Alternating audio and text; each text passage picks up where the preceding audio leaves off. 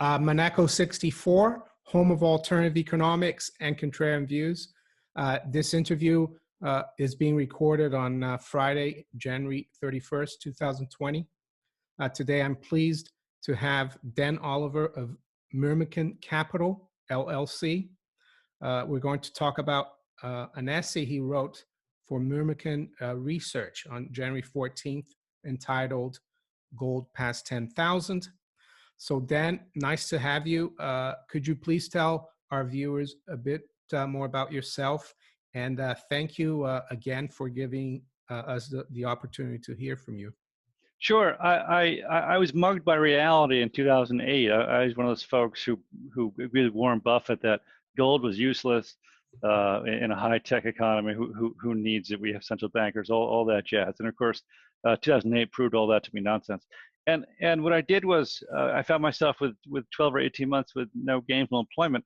So I spent that time reading books written during the Great Depression, not about the Depression, but during the 30s. And you get a very different perspective on events when you read contemporary accounts. And it convinced me, that study did, that what we were living through in 2008 and 9 was absolutely no different than any other credit bubble that's happened over the past 3,000 years of history. In fact, one of my projects I'm working on is a book that goes back to Mesopotamia. You can trace debt collapses back that far. So this is a basic problem of civilized banking. And so coming out of that study, I realized that gold was going to be the next big thing. Gold always outperforms in a post-bubble contraction. So I got into the gold mining space because mining companies ideally have operational leverage to gold.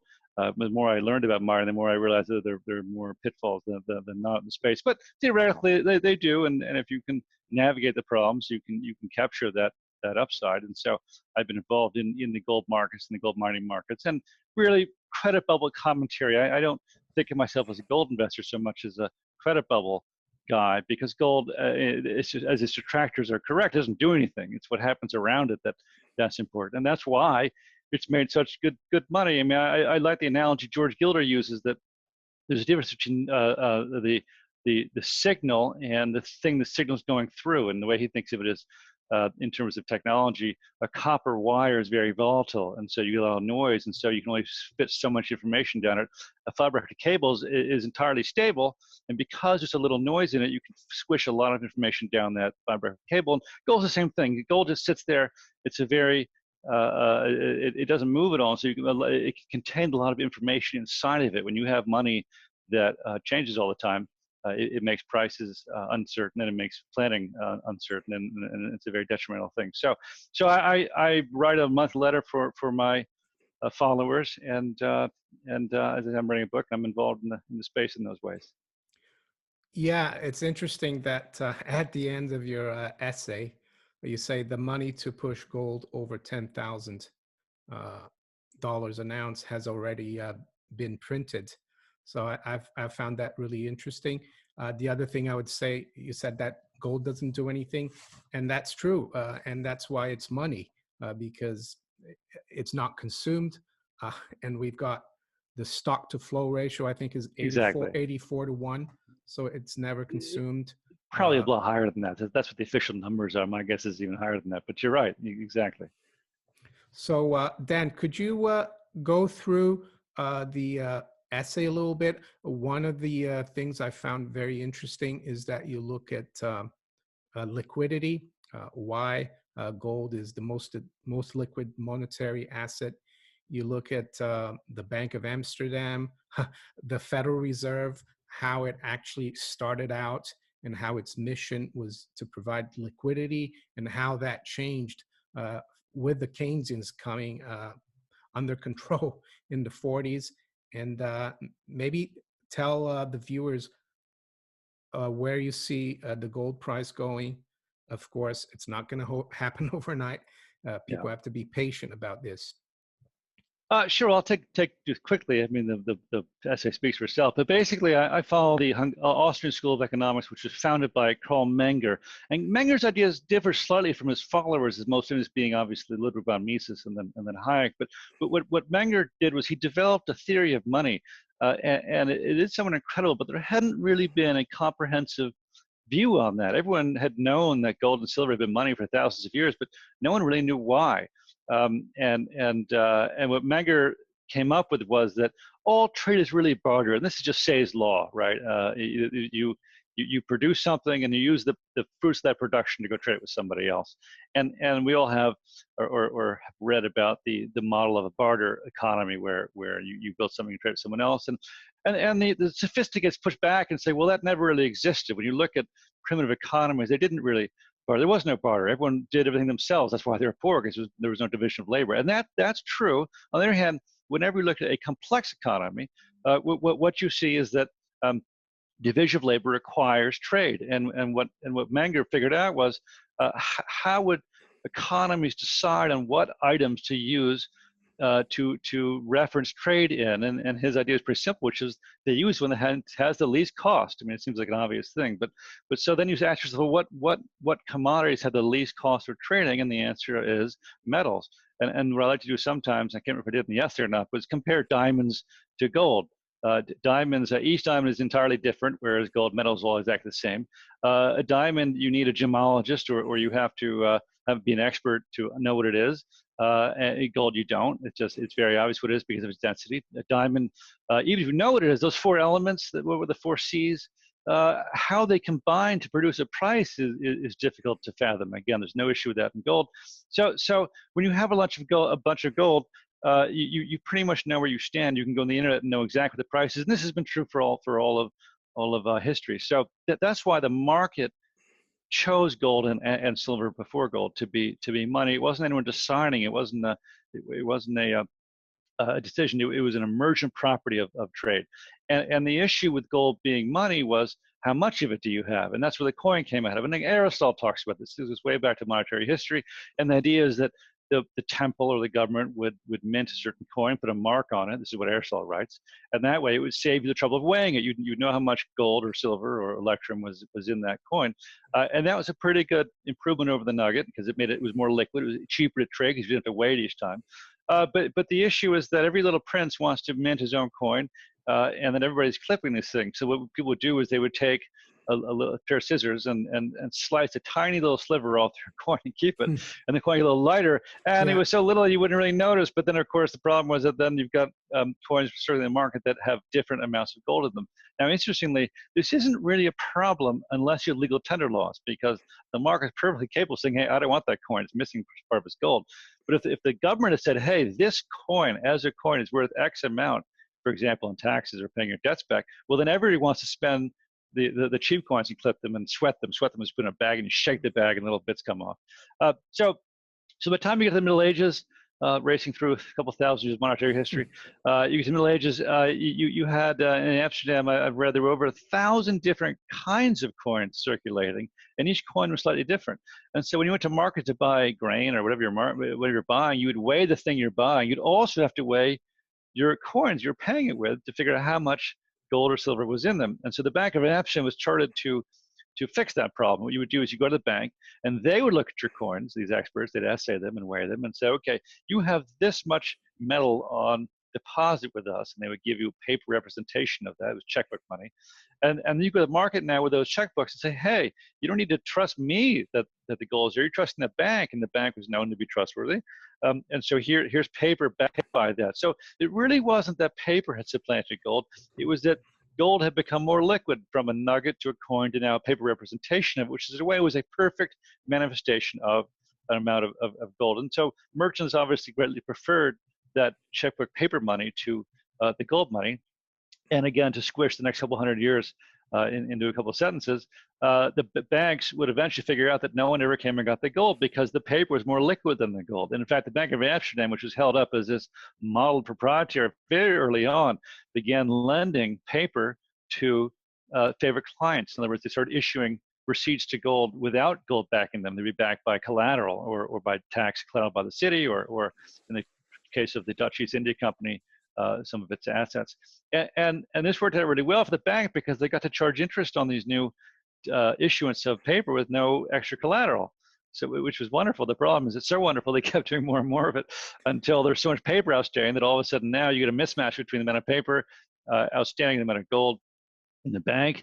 And if there's any kind of problem that the city has an issue with its tax revenue, or the company has a problem, the ship sinks, the war happens, that kind of thing, then everyone's nervous. They all want to run to the bank at the same time and get their gold.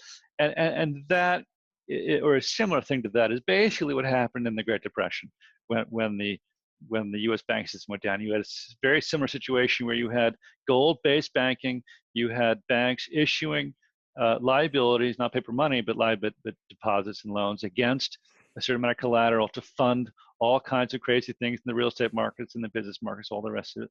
And when a bad thing happened, i.e. someone said, hey, I want to get paid back, everyone ran to the bank, and there wasn't enough gold in the bank assets to support the paper. And that's when the government runs in, as it always does, and says, hey, what we're going to do is say you can't withdraw the gold anymore.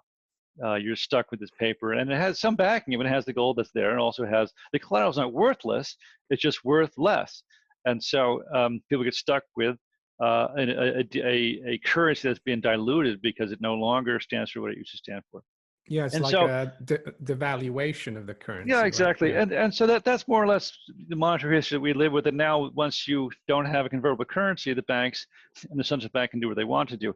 Where I think diverge from some of my Austrian colleagues in terms of that school of economics is most people today, most economists, whether they're monetarists or Keynesians or even Austrians, really focus on the quantity theory of money. The idea that you need an X amount of money circulating the market to liquefy trade. And if, for example, the amount of money doubles, then the value of each one halves because it's a quantity function. And I have to admit, when I first started researching this, I thought the same thing. It seems like such an obvious, simple idea. And it took a while for me to figure out it wasn't right. And one way you knew it wasn't right was because when the Federal Reserve tripled the monetary base in 2009, prices didn't triple. And they say, well, that's M0, what about M1, M2? And you get all tied up with which M you're talking about. And the economists are arguing about what M is the right one, all the rest of it. And the answer is that it doesn't matter what M it is, it's the wrong way of thinking about it. And the right way to think about it is that all a paper dollar is, or a deposit a claim is a liability, and all liabilities are backed by assets. We're talking about balance sheets here. And so again, we go back to the very simple model of the Bank of Amsterdam, and they would issue a note for, call it an ounce of gold, and they would have an ounce of gold in their coffers. And so they'd have this one-to-one relationship between the liability and the asset. And the problem later became when it was broken. So when you look at the Federal Reserve's history, as I do in the paper, I point out that it started off life with, I think it was 77% gold backing. And then the rest of it, most of the rest of it was what are called commercial bills. And commercial bills are basically invoices. So company A sells a good in the process of production. Company B doesn't necessarily the consumer. It could be most products come in a chain of production, and so it's really in the middle of these chains. And they don't get cash when they sell their goods. So for example, the farmer sells his wheat to the miller grinds the wheat into flour and sells the flour to the baker. And so the idea would be that the baker buys the flour and he owes the miller the money in 30 days. He doesn't have the money because he doesn't have the money until he sells the bread to the consumer and gets the money that way. And so the miller takes that 30-day bill on the baker on a transaction that's already occurred. And the only risk left is settlement. This is not a credit. You build a building, maybe people move in, maybe they don't. You build a ship, maybe you can rent it, maybe you can't, who knows what. This is a post-transaction bill, and they take it back to the bank, and that's what banks use to finance. And that's what the Federal Reserve was designed to finance. In fact, its original charter said it was only allowed to monetize commercial bills, i.e. Liabilities that were less than 90 days for transactions that had already occurred. And so that was the beginning of the Federal Reserve. Is actually the beginning of most banks. You look back at the Banque Générale in John Law's France, he started the same way. Most bank systems begin this way. And then what happens is, things go along and people say, well, gee, what's the real difference between financing the miller when he wants to get money against his bill to the baker versus giving him money to go buy money from the farmer? It's kind of the same thing. It's the same transaction, same guy doing the same thing. We'll just give money before the transaction, i.e. before he sells. his flour to the baker. And that's always the next step is called inventory loans. Well, we'll finance things in the stream of production, but we're actually financing the company now and not the transaction. And it's such a small, subtle difference that these things creep in. You don't really notice it, and then it's a very slippery slope from inventory loans to short-term asset loans to long-term asset loans, and that's what happens. And when you look at the Federal Reserve's balance sheet, I have a graph in that paper that shows that if you look at the percentage of the balance of their balance sheet that is backed by what are essentially mortgages, i.e. long-term asset-backed loans or treasury bonds, which again are also not commercial bills or gold. It's sort of a weird log curve. I mean, it starts at almost zero, and then but by the time you get to today, it's almost 100%. And so the Federal Reserve as a bank went from, again, creating liquidity for gold and creating liquidity for commercial invoices to financing mortgages and the government, because what the Federal Reserve has on its balance sheet today are two things: mortgage-backed securities, i.e., they're creating credit to allow the mortgage industry to go build houses that people don't really want. You don't want them because they need funding money to build them. If people actually wanted these things, they wouldn't need to create the money to build them. And to fund the government. And again, the same thing is to allow the politicians to do all their mischief without raising taxes. And so that's what the bank does now is support those asset markets. And the point of the paper is that if you think about, again, go back to the simple model of a banknote being a liability attached to an asset, you say, okay, well, when the Federal Reserve started, that liability, that dollar was backed by super duper solid assets, gold and these commercial bills. Today, that liability, that dollar is backed by government bonds and mortgage-backed securities. Now, the government bonds are, I think, very, very impaired. I mean, right now in the United States is running trillion-dollar deficits in an expansion. I think we hit $1 trillion after the crisis in 2009. And that is, well, this is just Keynesian stabilizing. We'll run the deficit now. We'll repay it back in the good times. That's always what they say. We're having the greatest economy now and running a $1 trillion deficit. Well, right. And so one of my earlier letters from a few months ago, I look at, well, if we assume the same reduction in revenues in the next slowdown has happened in the last few slowdowns, and the same percentage increase in spending that happened in the last few slowdowns, the deficits that should come in the next few years can get up to $3 trillion a year. That's just looking at the trends, because more and more people are on welfare, and tax cuts are reduce income. And also forget about tax cuts when the economy crashes, no one has any money to pay taxes anyway. So you have this thing called the dollar that's backed by these treasury bonds that really at some point are going to be shown to have no value. And then the other bit of the balance sheet are these mortgage-backed securities. And again, it's the same thing. Just anecdotally, I should out my window, they're building another big skyscraper in New York City, as if what we really need more skyscrapers for non-U.S. Tycoons to buy apartments they're not going to live in. I read recently that half of the luxury condos that have been built in the last few years in New York City are empty because they're financed by these banks to build these huge things, and they cost $10, $20 million a pop, and there aren't enough people who have enough money, enough confidence to go buy those things. And that's the height of the market. It's not just that, though. If you go to Florida, or you go into the suburbs, which you see in the United States anyway, I'm sure everywhere else too. Same thing here in London. You go to the city of London, having worked there since 2012, and there's 10 new skyscrapers. It's crazy. It's absolutely crazy, but it's not just the skyscrapers. I mean, if you're few rich people in New York City, it wouldn't really matter. It's the whole country. I was in Florida recently, and those giant blocks of prefab houses, which were built in 05, 06, 07, they're back. They're building more of these things. And again, what I think one of the confusions for the investors, most investors and economists have, is that there's a big difference between utility and value. Value is defined by scarcity. So it doesn't matter how useful. The air is very useful. Water is very useful. There's no scarcity of either of those two things. So they have no value. And so when you have a house, or you have a big building, or you have those things, they can be very, very useful. But if you have too many of them, they can have no value because they reduce scarcity. And this is what happens to every bubble. In the 1870s, it was railroads.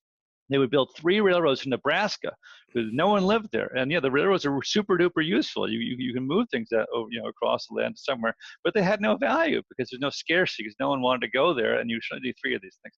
And that's what a bubble does, is it reduces your discount rate so low that people build malinvestments, things that the market doesn't really want. Yeah, and the oversupply creates like Exactly.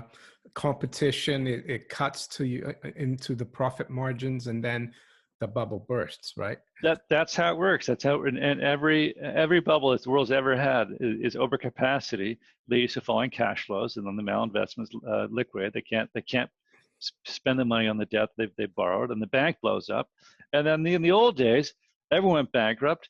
For 3 months, no one did anything, and then you pick the pieces up, and the savers, the conservatives, would take over the assets and move on as before. In the 20th century, with central banks, they don't let that happen. They print the money to prevent these things from liquidating, and as a result, they encourage more of them. As the building craze now is worse than it was in 2007 in certain segments, and all you get is more overcapacity and the need to print more money. I mean, so we're on this treadmill. I think Hayek called it riding a tiger. You can't get off. The longer you stay on the tiger, the faster he spins. But if you ever get off, he eats you, and that's where we are. Could we go over some of your projections for the price of gold and the Fed's balance sheet, and also maybe talk about where the price of gold would have been in relationship to the balance sheet? Like you talked about 1969 and 1980, where the Fed's balance sheet and the gold that the U.S. had, actually, the dollar had 135% backing. Yeah. So if you look back in the 19th century and before, in the gold standard era, the banks, the Bank of England and the British banks, which is what I've studied, had a backing of gold backing of around a third. Now, this was not a policy requirement, because at the time anyone could show at the Bank of England with gold and get paper, or they could show it with paper and demand their gold. And so the gold came and went out of the bank according to market principles. And so basically the market allowed the bank to have 1/3 gold on its books and 2/3 commercial bills, the short-term commercial invoices. Now the Bank of England had some sovereign debt as well, but very small amounts, and nothing like today. And the country banks would have had none of that. And you can trace it back for hundreds of years. So I take that as the normal ratio of what the market demands when the balance of the assets are commercial bills, 90-day commercial bills. So your average maturity is probably more like 30 days. If you look at the Fed's balance sheet, again, it started life like that, with the gold backing of 77%. It worked it down to 50, 30, those sorts of normal numbers. And then in the 1940s, 30s and 40s, when Roosevelt made it a felony for Americans to hold gold, person bullion, it enabled the Keynesians running the central bank to go buy lots of treasury bonds, because there was no mechanism for people to show up at the Fed and demand their gold back. And so as a result, the amount of gold that was on the Fed's balance sheet backing its liabilities went from the 80s in the late 30s down to, I think it was 11% by 1969. In other words, at the top of that 60s paper bubble, the Fed had printed so much money, and actually Europeans could withdraw, still could and did withdraw gold from the Fed. The Fed lost, I think, 3/4 of its gold. The backing was 12%. And then Nixon shut the gold window, so he prevented Europeans from taking gold out. So the gold position really hasn't changed that much in the U.S. Reserve since then. But what happened was the market had a credit revulsion. Said, okay, we're not going to value these treasury bonds and these financial assets the way you did in the 60s. We're going to demand higher interest rates.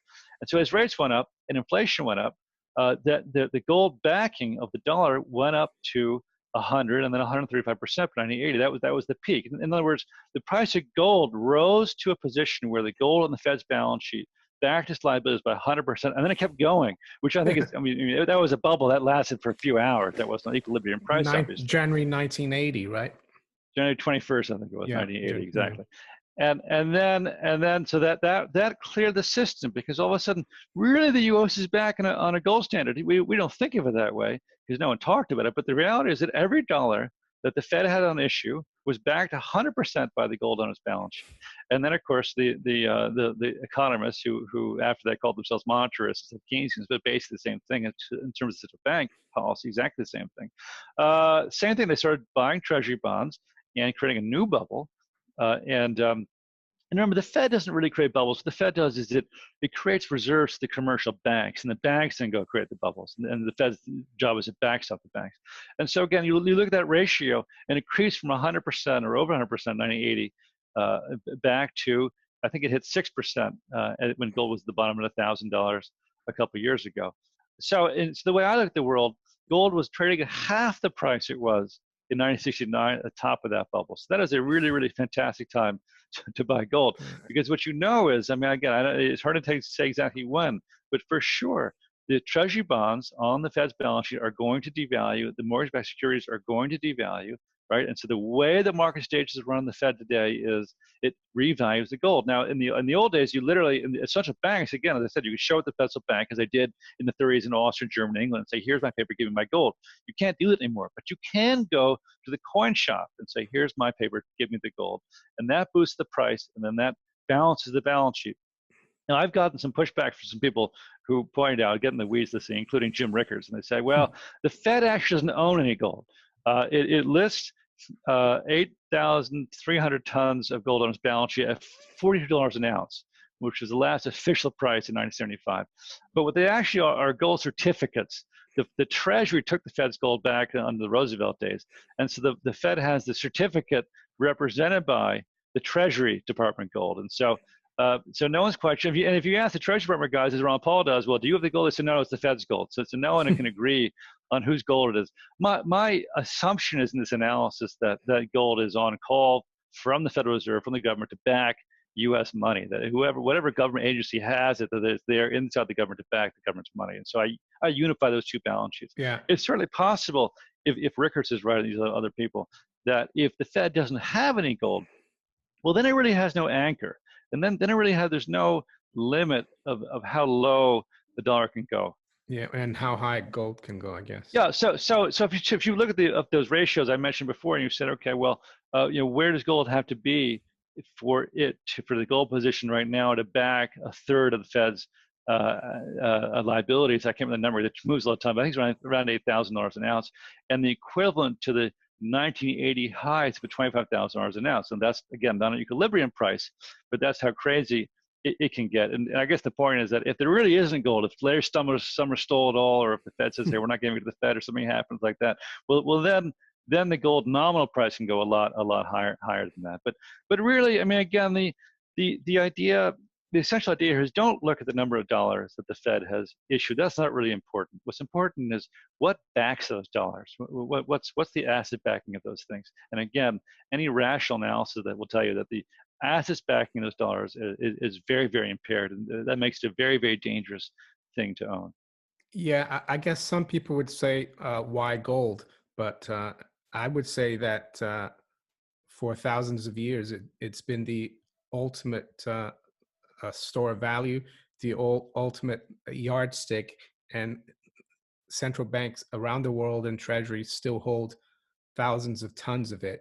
And I think it's Jim Sinclair who says that when there is like a settling of the accounts between sovereign countries, it's going to be done against gold. Do you agree with that? No, absolutely. Why gold again? That's why I go back to Menger, right? It's not just history. It's not just well, everyone's used it. We don't know why. There are reasons why. It's because it's the most liquid asset, and that's why the market's always gravitated towards it. And so I have a paper talking about gold versus Bitcoin, and the problem with Bitcoin is it lacks some of the elements of liquidity that gold has, which is why I don't think Bitcoin is going to make it in the long run. But you have to look at these monetary principles through that lens. Well, what's the principle? The principle is liquidity, and Sinclair is absolutely right about that. Which is that at the end of the day, when credit falls apart, the last reality remaining in terms of monetary reality is gold, and that is how accounts will be settled, or the gun. I mean, that's the other way to do it. But they're related because, as Cicero said, money is the sinews of war. So it ties back to itself. But absolutely, gold will be how accounts are settled, and that's why it's so absurd when Ron Paul, you may remember, was grilling Bernanke, and asked Bernanke, why does the Federal Reserve, why does the government hold gold and not diamonds at the central bank? And he paused for a second and said, tradition. I mean, what a ridiculous answer. I mean, Yeah, the answer is I think Greenspan has written about, but is that no, it's there in extremis when nothing else working, at least the gold. And that's why the US has so much gold. And that's why sensible countries keep a lot of gold on hand. uh, And that's also why China and Russia are building so many gold reserves, because that's they right. know when the music stops that that's the reality that'll be left. It's the only thing that people will accept as a form of payment. That's exactly right. Or I mean, gold is almost never used as a form of payment. Gold is used to back forms of Yeah, payment, that's right. and Yeah, that's you noted that in the paper about the Bank of Amsterdam, and you also said that it's true that people haven't used gold as currency since 1933, but they didn't even use it that much before then because uh, the system was so perfect. It was that's such a right. good system of Yeah, having the banknotes backed 100% by gold. But then there's always the pitfall that the banks abuse that privilege. that's true. But I just Yeah, want to add one part sorry. that which is that banks always want to abuse a privilege because they make more money doing that way. But in a free market, they cannot, because in a free market, banks issue their own currency. And when that currency falls in value, the market expected to buy it up and go to the bank and say, "Here's your currency, Mr. Bank. Give me the gold back." And so, bad banking practices result in the bank losing its reserves. And again, in the 19th century, that was called the law of reflux. And so, banks were prevented from doing that by economic law. And if the banks ran out of reserves, the owners, the officers, lost their personal assets. And so, there was a strong incentive for these guys to perform. And so, it's only when you have legal tender laws that you get a currency note. Not only is it not convertible, you can't go to Citibank and say, "Hey, give me some assets against this deposit I have with you," but you can pay your taxes and your debt at par with that paper. So you don't care what's on their balance sheet because the government has said this is worth a certain amount. So it's really the government meddling in the money market that enables all this to happen. So to finish off, and really enjoyed this interview. Um, what's your view then on central banking? Because as you said there, in the 19th century, in the U.S. at least, there wasn't a central bank since from 1837, uh, and the market disciplined the bankers. So, are you in agreement with me and a lot of my viewers that we don't need central banks? Yeah, I mean, absolutely not. I think banking. I'm not anti-banking the way some Austrians are. I'm pro-banking, but I'm pro-banking in a free market. I don't think there should Yeah. be legal tender laws. I don't think there should be a deposit insurance. I don't think there should be all the too big to fail subsidies. All the subsidies they get. Get rid of the subsidies, and then I'm pro-banking. But I think you don't even need it. But the original currency law in the United States, 1792, it defined the dollar as a certain amount of silver, in fact, and then the other coins, a certain amounts of silver and gold. And then you had a standard around which other people could react. And I think that's fine. And the market does it anyway, of course, but it's fine to have a sovereign standard. But that's different than a central bank, because the reality is that people will go into banking because they can make money doing it. And as long as you're in a free market, they cannot abuse their privilege because the market won't let them abuse the privilege, and then everything works. Yeah, Liquidity is a good thing. Banks add liquidity. That is a good thing. You need liquidity. That's wonderful. But you need that liquidity that's practiced to be policed by the market. great. It was really nice talking to you, Dan, and hopefully we'll be able to talk again in the future. Do you want to tell the viewers where they can find your research and your writings? Sure. Yeah. So my website is myrmikan.com, MYRMIKAN. And you can sign up for my newsletter, but they're all there, freely posted. So anyone who wants to read more can go to the website and read more. Great. Thank you very much, and I wish you a great weekend. Take care. Okay. Thanks so much. All right. Welcome.